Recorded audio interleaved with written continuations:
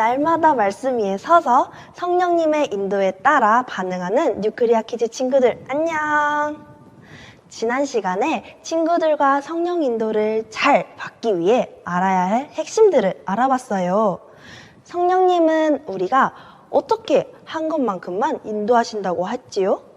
네, 성령님은 인격적이시기 때문에 우리가 의지를 사용해서 내어 맡기는 만큼만 인도하신다고 했어요. 성령님의 인도는 특정한 사람만 받는 것이 아니라 모두 받을 수 있고 작고 사소한 일부터 크고 중요한 일까지 모든 일에 성령 인도를 받을 수 있다고 했지요. 우리가 성령 인도를 받기 위해서는 우리의 생각을 고집하지 않고 하나님의 생각이 내 생각보다 더 위대함을 인정해야 한다고 했어요. 아무리 얘기해도 이야기를 듣지 않는 사람에게는 말을 하고 싶지 않은 것처럼 우리가 들으려고 하는 마음 자세가 되어 있지 않으면 이야기하실 수 없어요. 우리가 매일 성령님께 묻고 말씀하신 것을 행동으로 옮기며 실천하면 우리는 영적으로 더 성장할 수 있고 하나님을 더 알게 되어 하나님의 생각이 나의 생각이 되는 수준까지 올라갈 수 있어요. 오늘은 지난 시간에 이어 성령 인도를 잘 받기 위해 알아야 할 핵심 2탄을 준비해봤어요. 그럼 오늘 본문 말씀 큰 소리로 읽어봐요. 그러나 보혜사 곧 아버지께서 내 이름으로 보내실 성령께서 너희에게 모든 것을 가르쳐 주실 것이며 내가 너희에게 말한 모든 것을 생각나게 하시리라. 요한복음 14장 26절 말씀. 아멘.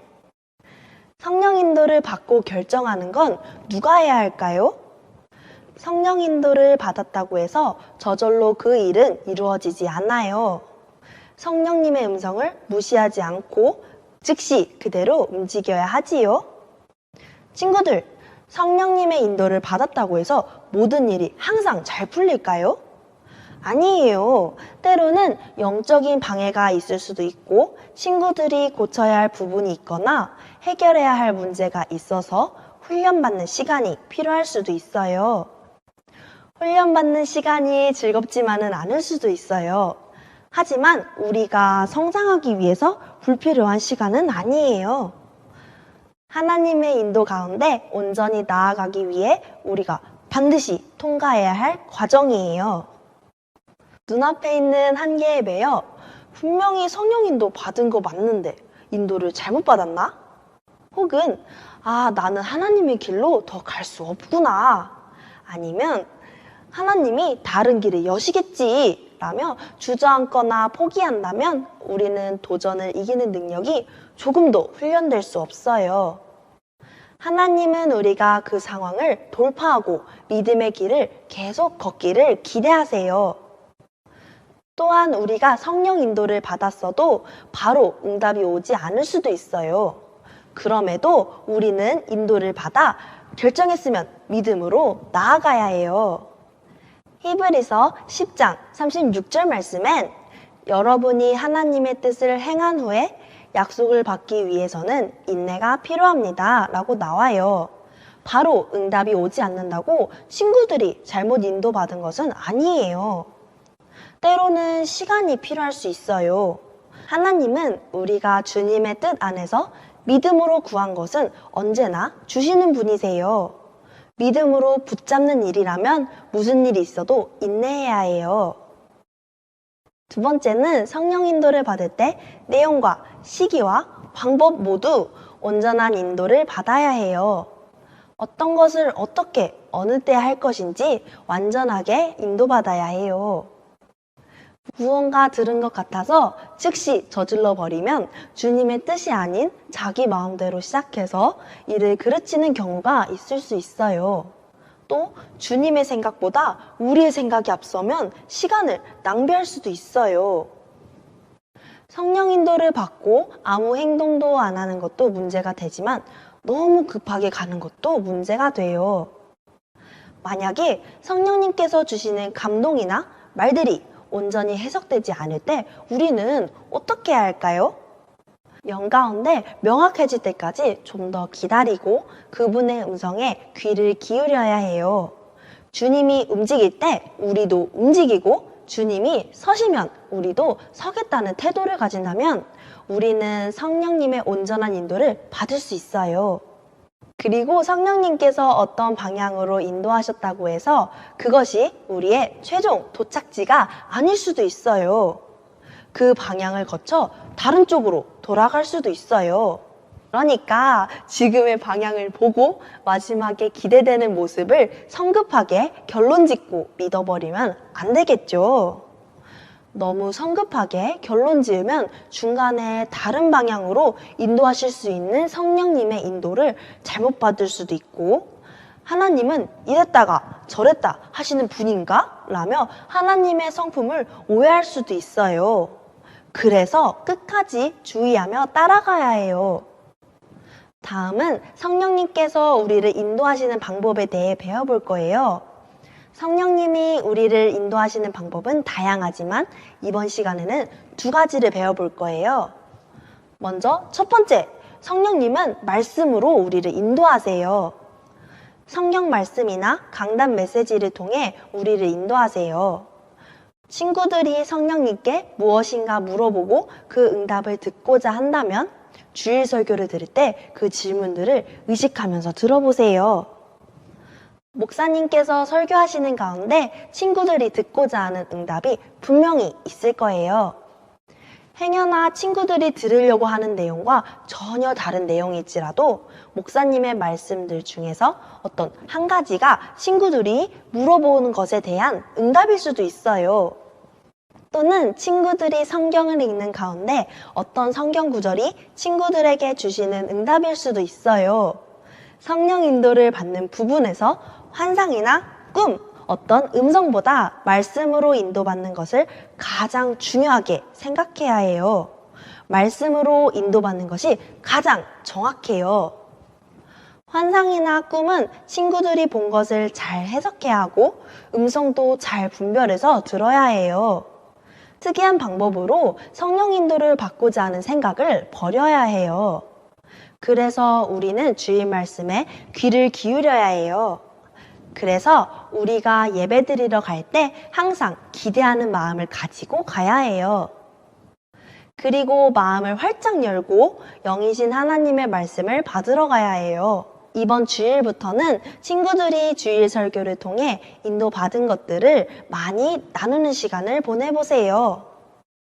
성령 인도받는 방법 두 번째는 영적 직감이에요. 영적 직감은 어떤 일에 대한 우리의 영의 반응을 말하는데 간단한 사인이에요.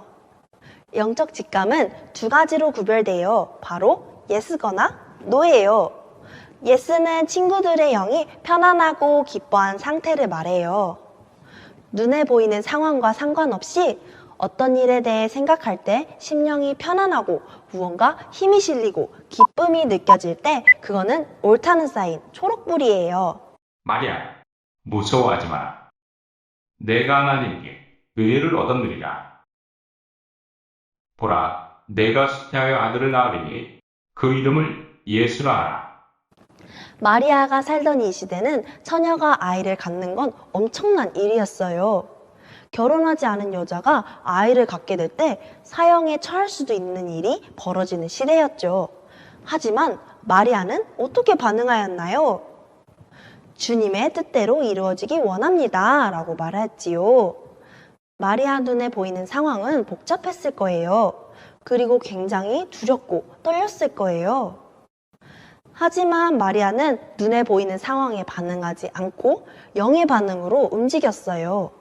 누가복음 1장 47절 말씀에 내 영이 하나님 내 구주 안에서 기뻐하였도다 라고 나와요. 주의 말씀을 들었을 때 마리아의 영은 기쁨으로 뛰었어요. 그래서 주님의 뜻대로 이루어지길 원했고 성령으로 말미암아 예수님을 임신하게 되었어요. 우리도 마리아처럼 우리 영이 어떤 반응을 하는지 살피고 인도받아요. 노 사인은 우리의 영이 편안하지 못하거나 불편한 상태를 말해요. 아무런 문제가 없어 보이는데도 영 가운데 어색하고 어울리지 않는 느낌, 불편한 느낌이 느껴진다면 우리의 부정의 신호라고 생각하면 돼요. 조금 쉽게 예를 들어볼까요? 친구들이 엄마나 선생님께 거짓말을 하면 친구들의 마음은 어떤가요? 거짓말이 드러날까봐 불안하고 불편하고 마음이 편안하지 않죠? 그 상태가 바로 빨간불이에요. 사도행전 27장 9절에서 10절 말씀에 보면 여러 날이 지났고 금식하는 절기가 이미 지났으므로 항해하기가 위태로워진지라 바울이 그 사람들에게 권고하여 말하기를 여러분 내가 보니 이번 항해에 화물과 배뿐만 아니라 우리 생명에도 상당한 손실과 피해가 있으리라고 하나라고 나와요.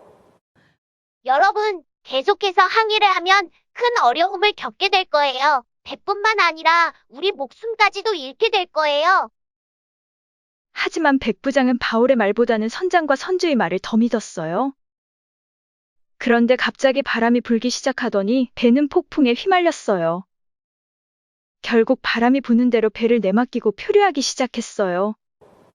바울은 항해를 앞두고 불편한 영적 직감이 있었어요. 하지만 백부장이 항해를 강행하다가 사고가 일어났어요.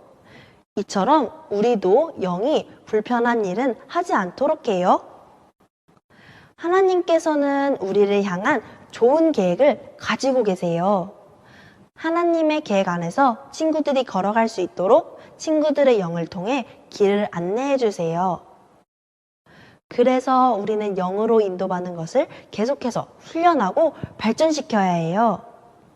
성령님은 우리에게 환성으로도 꿈으로도 음성 등 다양한 방법으로 인도해 주세요. 하지만 환상은 올바로 해석하는 과정을 거쳐야 하고 꿈은 자야지 볼 수 있어요. 하지만 영적 직감은 아무 때나 받을 수 있어요. 그러니까 우리는 영으로 인도받는 쪽을 발전시키고 훈련해야 해요. 우리 친구들이 방언으로 많이 기도하면 친구들의 영이 성령님의 음성을 듣고 반응하도록 만들어줘요. 그래서 방언으로 많이 기도하면 영으로 인도받는 부분이 쉬워져요. 우리가 지난 시간에 기도에 대해 배울 때 나눴던 얘기 기억하죠? 예전에 사도 바울은 누구보다 방언을 많이 말하는 것에 감사하다고 고백했었죠? 바울은 성령님과 교제하며 영적 직감을 발전시켰어요. 오늘 영상에서 바울이 항해를 계속해야 할지 기도하거나 묻지 않았어요. 우리도 영적 직감을 발전시키면 모든 상황에 자연스럽게 성령의 세밀한 인도를 받을 수 있을 거예요.